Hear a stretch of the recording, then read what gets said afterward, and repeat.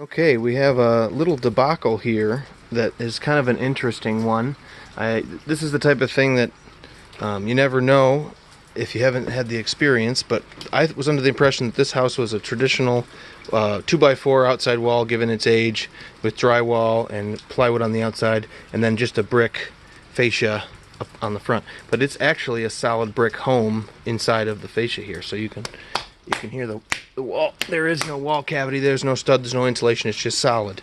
And the old original door was installed to these steel tabs that actually have screws that come at you. So this was something that was like placed.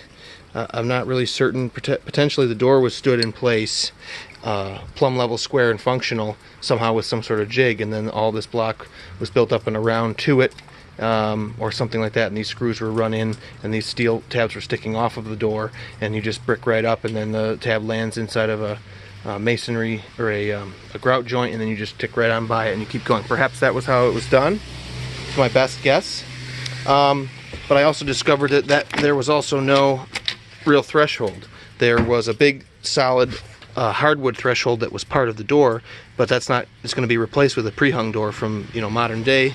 So you get that out of the way, and you see you just have the ends of floor joists on top of a plate down here, or a carrying beam, or an edge on the foundation. I haven't really dug down very far, and some blocking, fire blocking, or whatever you want to call that in between.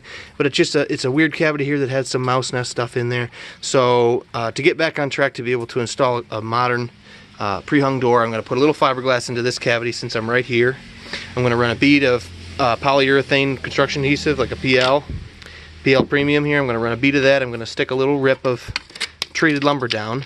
I hung a level off of the existing subfloor over here, and came over here and took a measurement and did the math, and came up with about 1/4 of an inch rip of this will get me up to a point where I can just install this piece of 3/4 inch plywood, and it will come up level, because it was headed downhill on its way out the door to me, but now we're tipped back up, so we're level. And now that's also sitting on the ends of those floor joists, which is where the rest of the subfloor is sitting on. I marked those in marker on the existing floor, so when I shut this, I know I can put a screw here, and there's another location over here somewhere where I can put a screw. And I'll put a bead of PL adhesive underneath that too, so everybody's all one piece, solid, and it'll be glued and tight. I don't want to hear any of that when we're all finished.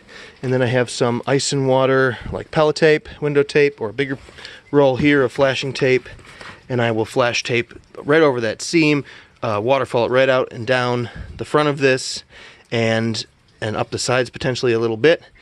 And then we'll do a bead of silicone and install the pre-hung door as usual. I'm going to hack these off with a heavy-duty metal cutting blade in my reciprocating saw. Just zing those off. It's a rough opening, just a hair bigger than the pre-hung door, which I'm lucky for as well. We'll do some shims, and then I will have to pre-drill with a hammer drill. I got the 1 1/8" monster there.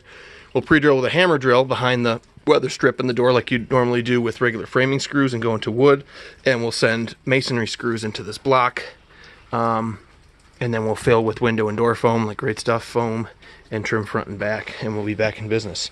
But it's just a little bit of a pickle that I got into here, and hopefully we make it quick and easy. We catch up quickly and easily. It's raining out too, but I'm lucky to be under this shed dormer. This does get a storm door, and it's under this little shed bump out, or vestibule bump out. So it's quite well protected from the weather, but we're going to build this correctly anyway. It's also on the lee side from the weather here, but we're going to build this 100% correct, no matter, you know, for as far as wherever it may be located. If somebody changes, they're obviously not going to turn the house around, but if they take this away in the future or anything like that, there's no skimpy business here, because that's the way that we do things. So I'll be back when we've got it almost ready for trim, and we'll have a look at how it all panned out.